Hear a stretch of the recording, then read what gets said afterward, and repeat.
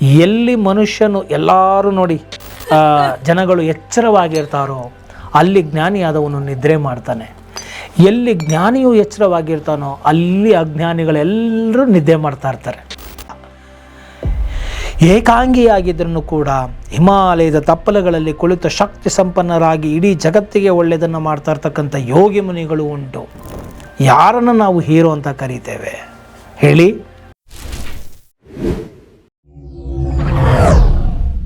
ನಮಸ್ಕಾರ ವೀಕ್ಷಕರೇ, ನಾನು ನಿಮ್ಮ ಮಂಜುನಾಥ್ ಅಡ್ವೊಕೇಟ್ ಹಾಗೂ ಅಧ್ಯಾತ್ಮ ಚಿಂತಕರು ಮಾತಾಡ್ತಾ ಇರೋದು.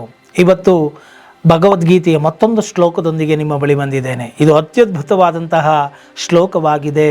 ಇದನ್ನು ಸರಿಯಾದ ರೀತಿಯಲ್ಲಿ ನಾವು ಅರ್ಥೈಸಿಕೊಂಡರೆ ನಮಗೆ ಎಲ್ಲವೂ ತುಂಬ ಸರಳವಾಗಿ ಅರ್ಥ ಆಗುತ್ತೆ ಹಾಗೂ ಗೊತ್ತಾಗುತ್ತೆ, ಮತ್ತು ನಮ್ಮ ಮನಸ್ಸು ಪ್ರಬುದ್ಧವಾಗುತ್ತೆ.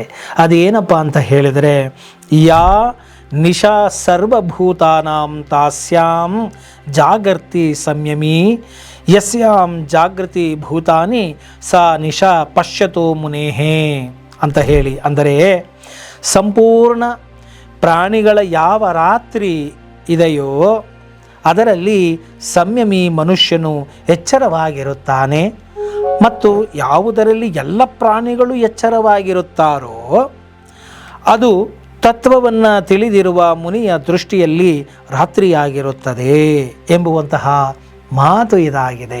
ಅಂದರೆ ಸರಳವಾಗಿ ನಿಮಗೆ ಹೇಳಬೇಕು ಅಂತ ಹೇಳಿದರೆ, ನಾನು ಅರ್ಥೈಸಿಕೊಂಡಿರುವ ಮಟ್ಟಿಗೆ ಅಜ್ಞಾನಿಯು ವಿಷಯಾಸಕ್ತನು ಯಾವ ವಿಷಯಗಳ ಮೇಲೆ ಎಚ್ಚರವಾಗಿರ್ತಾನೋ, ಯಾವುದರ ಮೇಲೆ ಆಸಕ್ತನಾಗಿರ್ತಾನೋ, ನಿಜವಾದ ಜ್ಞಾನಿಯು ಪ್ರಬುದ್ಧ ಉಳ್ಳವನು ಅದರಲ್ಲಿ ನಿರಾಸಕ್ತಿಯನ್ನು ಹೊಂದಿರುತ್ತಾನೆ. ಎಂತಹ ಮಾತು! ಅಜ್ಞಾನಿಗೆ ಯಾವುದು ಬೆಳಕೋ ಇನ್ನು ಜ್ಞಾನಿಗೆ ಅದು ಕತ್ತಲಾಗಿರುತ್ತದೆ. ಜ್ಞಾನಿಗೆ ಯಾವುದು ಬೆಳಕೋ ಅದು ಅಜ್ಞಾನಿಗೆ ಅದು ಕತ್ತಲಾಗಿರುತ್ತದೆ.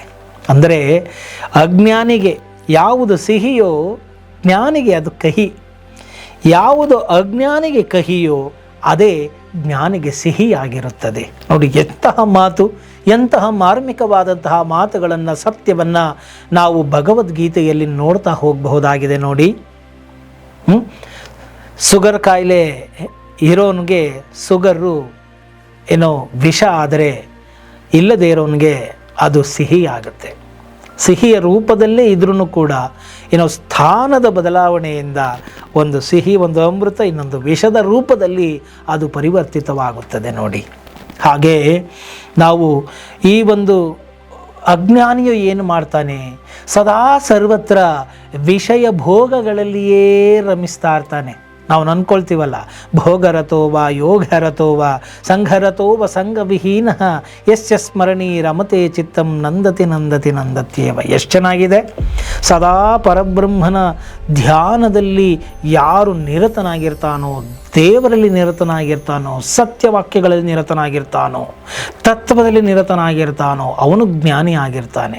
ಅಂತಹ ವಿಚಾರಗಳು ವಿಷಯ ಆಸಕ್ತರಿಗೆ, ಅಜ್ಞಾನಿಗಳಿಗೆ, ಮೂರ್ಖರಿಗೆ, ಇವರಿಗೆ ಅದು ಬೇಕಾಗಿಲ್ಲ. ಅದು ಒಂದು ಕೆಲಸಕ್ಕೆ ಬಾರದ ವಿಷಯ ಆಗಿರುತ್ತೆ. ಮತ್ತು ಅದರಿಂದ ಏನೂ ಪ್ರಯೋಜನ ಇಲ್ಲ ಅಂತ ಹೇಳಿ ತಿಳ್ಕೊಳ್ತಾರೆ ಮೂರ್ಖರು, ಅಜ್ಞಾನಿಗಳು. ಅಂಥದ್ದನ್ನು ಮುಟ್ಟೋದೇ ಇಲ್ಲ ಅವರು. ಯಾಕೆ? ಅದನ್ನು ಮುಟ್ಟುಬಿಟ್ರೆ ಇವ್ರಿಗೆ ಜ್ಞಾನ ಬಂದುಬಿಟ್ರೆ, ಇವರಲ್ಲಿರೋ ಅಜ್ಞಾನ ಹೋಗ್ಬಿಟ್ರೆ ಹೇಗೆ?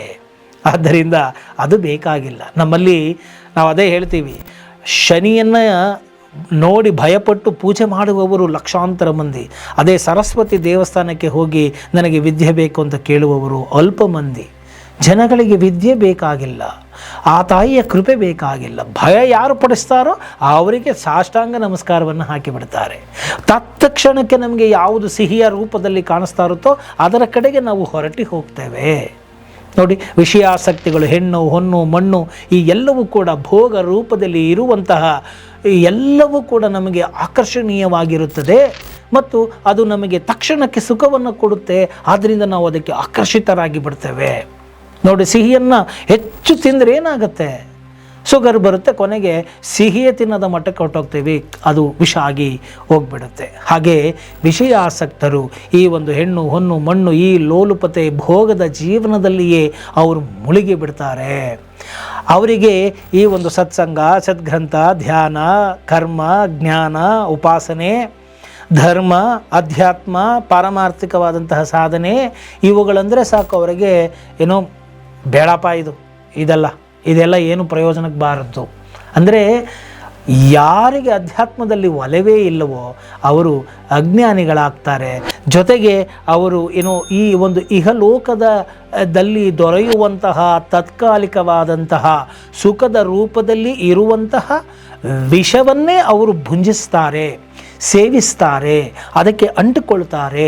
ಆದ್ದರಿಂದ ಅವರಿಗೆ ಗೊತ್ತಾಗುತ್ತೆ ಇದರಲ್ಲಿ ರಾಗವನ್ನು ಹೆಚ್ಚು ಇಟ್ಟುಕೊಂಡ್ರೆ ನಾಳೆ ಅದು ನಮಗೆ ದುಃಖವಾಗಿ ಪರಿಣಮಿಸುತ್ತದೆ ಎಂಬುದರ ತತ್ವವನ್ನು ಅರಿಯದಂತಹವರಾಗಿರ್ತಾರೆ ಎಂಬುವಂತಹ ಮಾತು ನಾವು ಈ ಒಂದು ಶ್ಲೋಕದಲ್ಲಿ ಅರ್ಥ ಮಾಡಿಕೊಳ್ಳಬೇಕು. ಇದು ಕೃಷ್ಣನ ಒಂದು ನಿಲುವಾಗಿದೆ, ಮಾತಾಗಿದೆ. ನೋಡಿ, ಎಲ್ಲಿ ಅಜ್ಞಾನಿಗಳು ಎಲ್ಲೆಲ್ಲಿ ಕಾಣಿಸ್ತಾರೆ ನೋಡಿ. ಅಂದರೆ ಇದನ್ನು ತುಂಬ ಲಿಟ್ರಲಿ ತಗೊಳ್ಳೋದಕ್ಕೆ ಹೋಗಬೇಡಿ. ಈ ಜೀವನದಲ್ಲಿ ಎಲ್ಲವೂ ಕೂಡ ಹೆಣ್ಣು ಹೊನ್ನು ಮಣ್ಣು ಎಂಜಾಯ್ ಮಾಡಬಾರ್ದಾ? ಖಂಡಿತ ಮಾಡಿ, ಇದೆಲ್ಲವನ್ನೂ ಮಾಡಿ, ಯಾರೂ ಬೇಡ ಅಂತ ಹೇಳಿಲ್ಲ.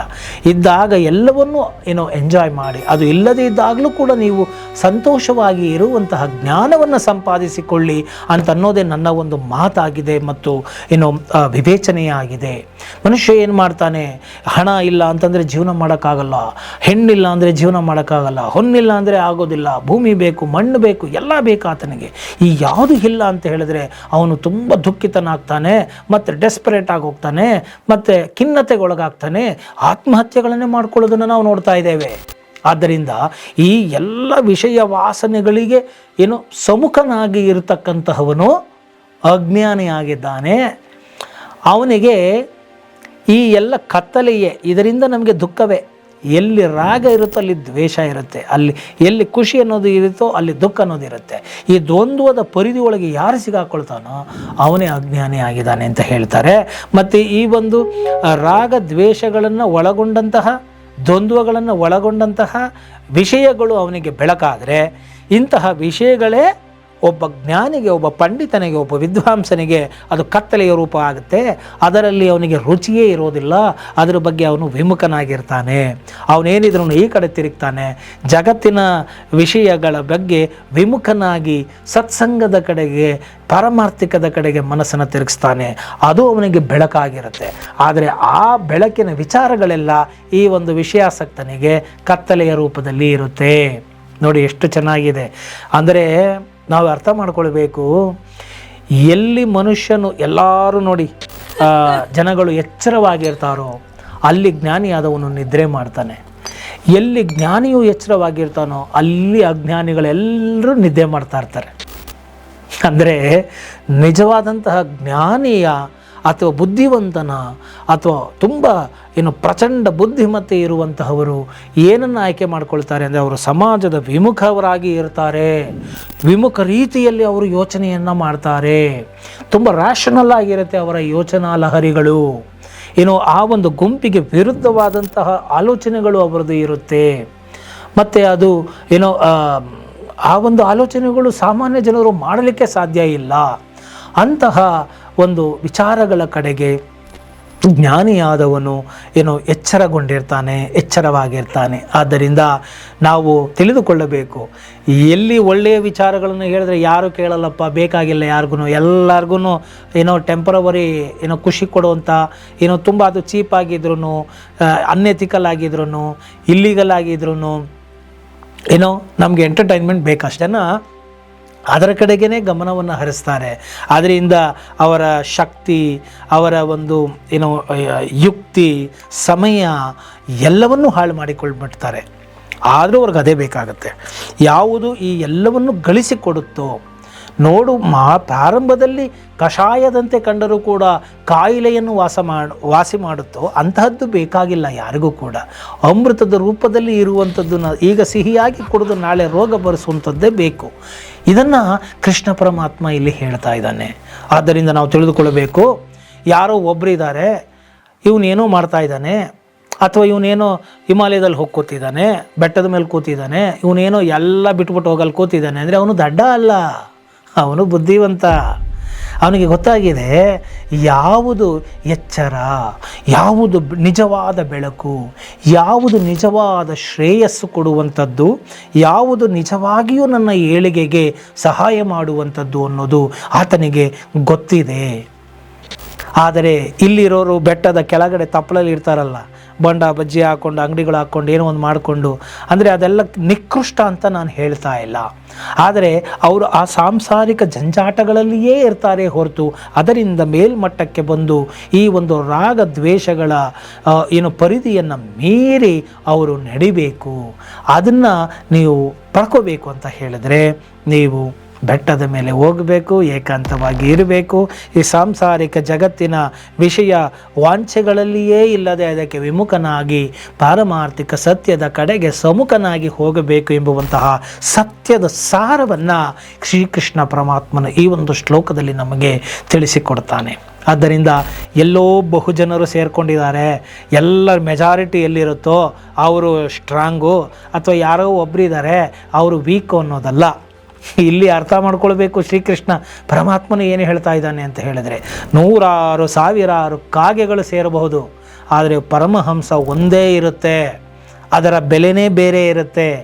ಯಾಕೆಂದರೆ ಪರಮಹಂಸ ಕಾಗೆಗಳು ಹೋಗ್ಲಿಕ್ಕೆ ಆಗೋದಿಲ್ಲ ಪರಮಹಂಸದ ಹತ್ತಿರ. ಹಾಗೆ ಸಮುದ್ರದ ದಡದಲ್ಲಿ ಕಪ್ಪೆ ಚಿಪ್ಪುಗಳು ಜಾಸ್ತಿ ಸಿಗುತ್ತೆ. ಹಾಗೆಯೇ ಅಜ್ಞಾನಿಗಳು ತುಂಬ ಜನ ಸೇರ್ತಾರೆ ಅಂದರೆ ಅವನು ನಾಯಕ ಅಂತಾಗಲಿ, ಹೀರೋ ಅಂತಾಗಲಿ, ಅಥವಾ ಅವನೇನೋ ರೆಪ್ಯೂಟೆಡ್ ಪರ್ಸನ್ ಅಂತಾಗಲಿ, ಪಾಪ್ಯುಲರ್ ಅಂತಾಗಲಿ ಅಲ್ಲ. ಏಕಾಂಗಿಯಾಗಿದ್ರೂ ಕೂಡ ಹಿಮಾಲಯದ ತಪ್ಪಲುಗಳಲ್ಲಿ ಕುಳಿತು ಶಕ್ತಿ ಸಂಪನ್ನರಾಗಿ ಇಡೀ ಜಗತ್ತಿಗೆ ಒಳ್ಳೆಯದನ್ನು ಮಾಡ್ತಾ ಇರ್ತಕ್ಕಂಥ ಯೋಗಿ ಮುನಿಗಳು ಉಂಟು. ಯಾರನ್ನು ನಾವು ಹೀರೋ ಅಂತ ಕರೀತೇವೆ ಹೇಳಿ? ಆದ್ದರಿಂದ ನಾವು ಬಹುಸಂಖ್ಯೆಯನ್ನು ನೋಡುವಂಥದ್ದಲ್ಲ, ಆ ಒಂದು ಕೆಲಸದ ಸಾರ ಏನಿದೆ, ಅವರು ಮಾಡ್ತಾ ಇರ್ತಕ್ಕಂಥ ಕೆಲಸದ ಒಂದು ಮಹಿಮೆ ಏನಿದೆ, ಮಹತ್ತೇನಿದೆ ಅನ್ನುವುದರ ಮೇಲೆ ಅವರವರ ಯೋಗ್ಯತೆಗಳು ನಿರ್ಧಾರ ಆಗ್ತಾ ಹೋಗುತ್ತೆ. ಆದ್ದರಿಂದ ನಾವು ಮಾಡುವಂತಹ ಕೆಲಸಗಳು ಅಜ್ಞಾನಕ್ಕೆ ಸಂಬಂಧಪಟ್ಟದ್ದ, ಈ ಜಗತ್ತಿಗೆ ಸಂಬಂಧಪಟ್ಟದ್ದ, ಈ ವಿಷಯ ವಾಸನೆಗಳಿಗೆ ಸಂಬಂಧಪಟ್ಟಂಥ, ಈ ವಿಷಯ ಪ್ರಪಂಚಕ್ಕೆ ಸಂಬಂಧಪಟ್ಟಿದ್ದ, ತಾತ್ಕಾಲಿಕವಾದದ್ದ, ಅಶಾಶ್ವತವಾದದ್ದ ನೋಡ್ಕೊಳ್ಬೇಕು. ಇಲ್ಲ, ನಾನು ಮಾಡ್ತಕ್ಕಂಥದ್ದು ಪಾರಮಾರ್ಥಿಕವಾದದ್ದ, ದೇವರಿಗೆ ಸಂಬಂಧಪಟ್ಟದ್ದ, ಸತ್ಯಕ್ಕೆ ಸಂಬಂಧಪಟ್ಟದ್ದ, ಶಾಶ್ವತವಾದದ್ದ, ನಿತ್ಯವಾದದ್ದ, ಅದರ ಕಡೆಗೆ ನನ್ನ ಮನಸ್ಸು ಹೋಗ್ತಾ ಇದೆಯಾ? ಇದನ್ನು ನಾನು ಪಡೆದುಕೊಂಡ್ರೆ ನಾನು ಪ್ರಜ್ವಲ್ಯನಾಗಬಹುದಾ, ಜ್ಯೋತಿ ಸ್ವರೂಪಿಯಾಗಬಹುದಾ, ಆತ್ಮಸ್ವರೂಪಿಯಾಗಬಹುದಾ? ಮತ್ತು ನಾನು ದುಃಖವೇ ಕಾಣದಂಥ ಅನವರತ ಸಂತೋಷದ ಸ್ಥಿತಿಯನ್ನು ನಾನು ಮುಟ್ಟಬಹುದಾ ಅಂತ ಯೋಚಿಸಬೇಕಾಗುತ್ತೆ. ಆದ್ದರಿಂದ ಇಲ್ಲಿ ನಾವು ಅರ್ಥ ಮಾಡಿಕೊಳ್ಬೇಕು, ಜಾಸ್ತಿ ಜನಗಳು ಮೆಜಾರಿಟಿ ಅನ್ನೋದನ್ನು ನೋಡೋದನ್ನು ಬಿಟ್ಟು ಎಲ್ಲಿ ಎಲ್ಲರೂ ಎಚ್ಚರವಾಗಿರ್ತಾರೋ ಅಲ್ಲಿ ಯೋಗಿಯು ನಿದ್ದೆ ಮಾಡ್ತಾ ಇರ್ತಾನೆ, ಅದು ಬೇಕಾಗಿಲ್ಲ ಅವನಿಗೆ. ಎಲ್ಲಿ ಯೋಗಿಯು ಎಚ್ಚರವಾಗಿರ್ತಾನೋ ಅಲ್ಲಿ ಅಜ್ಞಾನಿಯು ನಿದ್ದೆ ಮಾಡ್ತಾ ಇರ್ತಾನೆ. ಇದಿಷ್ಟನ್ನು ಅರ್ಥ ಮಾಡ್ಕೊಳ್ಳಿ ಅಂತ ಹೇಳ್ತಾ, ಈ ಒಂದು ಸೂಕ್ಷ್ಮತೆಯಲ್ಲಿ ನೀವು ಆ ಒಂದು ಸತ್ಯವನ್ನು ಅರ್ಥ ಮಾಡ್ಕೊಳ್ಬೇಕು. ಸೂಕ್ಷ್ಮವೇ ಮೋಕ್ಷಮು ಅಂತ ಹೇಳಿ ಕರೀತಾರೆ. ಆದ್ದರಿಂದ ಈ ಒಂದು ವಿಡಿಯೋ ನಿಮಗೆ ಇಷ್ಟ ಆಗಿದೆ ಆದಲ್ಲಿ ಮರೆಯದ ಹಾಗೆ ಲೈಕ್ ಮಾಡಿ ಹಾಗೂ ಇತರರಿಗೂ ಕೂಡ ಶೇರ್ ಮಾಡಿ. ಜೈ ಹಿಂದ್, ಜೈ ಕರ್ನಾಟಕ ಮಾತೆ.